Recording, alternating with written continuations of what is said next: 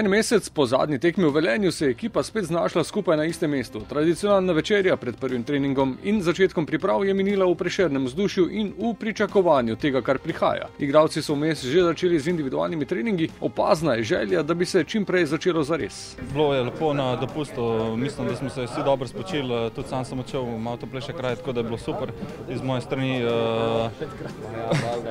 Tako da, evo, danes smo se zbrali, jaz sem kar malo pogrešal, tako da sem vesel, da smo spet ponovno skupaj in gremo novim izzivom naproti. Ko sem veš nekaj časa, se pogrešaš in mi smo kot ena družina in to je to.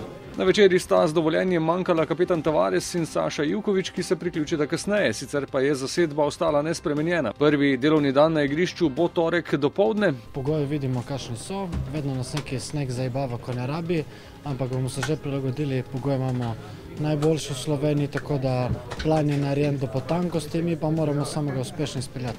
Prvi del priprav bo v Mariboru, potem pa sledi selitev v Prekmurje.